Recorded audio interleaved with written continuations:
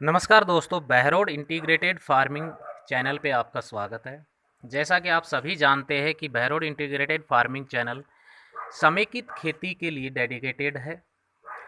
हम इस पे टाइम टाइम पे मैं आपको समेकित खेती या एकीकृत खेती के बारे में डिटेल्स बताता रहता हूँ, जिसमें कि जैसे पोल्ट्री फार्म है, पोल्ट्री फार्म के अलावा मशरूम फार्मिंग है, वर्मी कंपोस्ट, जैविक खेती का भी मैं आपको बताता रहता हूँ। जैविक कंपोस्ट वगैरह के बारे में डिटेल बताते हैं। ठीक है, तो ये चैनल कंप्लीटली एक इंटीग्रेटेड फार्मिंग को डेडिकेट है। आगे आज आज के टॉपिक के ऊपर बात करने से पहले मैं चाहूँगा कि आपसे एक रिक्वेस्ट है कि चैनल को ज़्यादा से ज़्यादा सब्सक्राइब करें, ताकि मेरे जो भी लेटेस्ट वीडियो हैं आपको टाइम टू टाइम मिलते रहें, और बेल आइकन ज़रूर दबाएं ताकि नोटिफिकेशन भी आपको मिलता रहे। तो आज हम बात कर रहे हैं बहरोड इंटीग्रेटेड फार्मिंग चैनल पे मोती पालन की। जैसे हम पोल्ट्री की बात कर रहे थे, आज आपको मोती पालन के बारे में बताऊंगा। मोती के बारे में आपने पुराने टाइम में सुना होगा कि सीप के एक कुछ ऐसा नक्षत्र होता है जिसमें पानी चला जाता है उसके अंदर, तो उससे मोती बन जाता है। लेकिन साइंस इस चीज़ को नहीं मानती है, जो कि एक सत्य भी है। साइंस के हिसाब से कोई भी आउटसाइड पार्टिकल जो है सीप के अंदर चला जाता है, आउटसाइड पार्टिकल कुछ भी हो सकता है, तो उसके ऊपर वो अपना लस्टर छोड़ती है, और जो कैल्शियम कार्बोनेट का जो लस्टर होता है, जो उसकी लार होती है, वो ही धीरे धीरे करके मोती का रूप धारण कर लेता है। मोती, जैसा कि आप सभी जानते हैं कि एस्ट्रोलॉजी में भी काफ़ी अहमियत रखता है। उसके अलावा मोती लोग शौकिया भी पहनते हैं।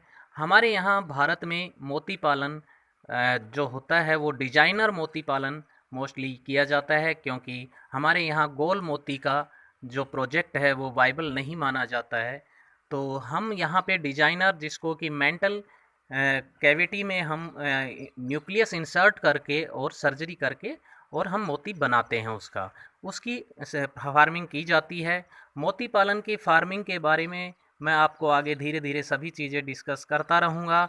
अभी मेरे पास जैसे कि सीप आई हुई है मोती पालन के लिए, मैंने अपने यहाँ तालाब में डालने के लिए सीप मंगाई हुई है।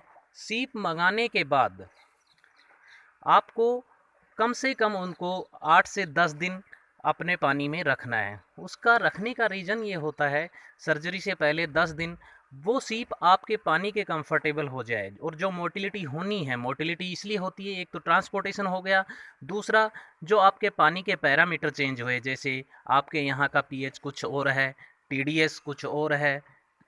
तो इस तरह से जो पानी के पैरामीटर चेंज होते हैं, तो सीप जो कि एक लाइव स्टॉक है, लाइव स्टॉक में आप जानते हैं कि पोल्ट्री फार्म में भी आप चूजे लेके जाते हैं तो 10-20% मोर्टिलिटी वहाँ भी होती है। मौसम सूट नहीं करता है, या कोई हमारे रख रखाव में प्रॉब्लम हो जाती है, इस वजह से वो भी, उसमें भी प्रॉब्लम आती है।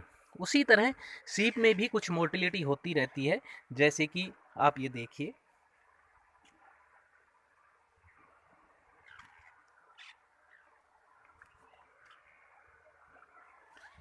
इन सभी ड्रम्स में इस तरह से थोड़ी थोड़ी करके सीप स्टोर की गई है। इधर ये टंकियां हैं, इनमें भी सीप स्टोर की हुई है। इन टंकियों में आपको सीप दिखाई नहीं देंगी, क्योंकि पानी थोड़ा ज़्यादा है।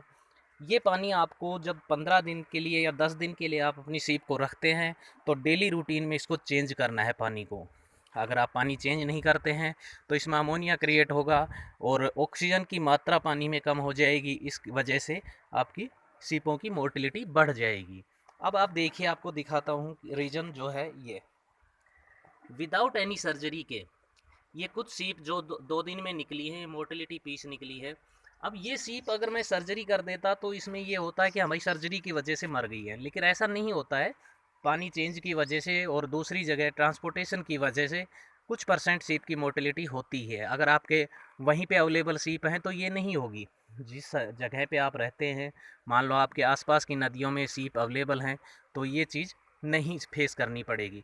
लेकिन अगर आप दूर रहते हैं, जैसे कि अपना ये राजस्थान में है, और राजस्थान में यहाँ आसपास कोई सीप मिलती नहीं है, तो हमें दूर से सीप को ट्रांसपोर्ट करके मंगाना पड़ता है।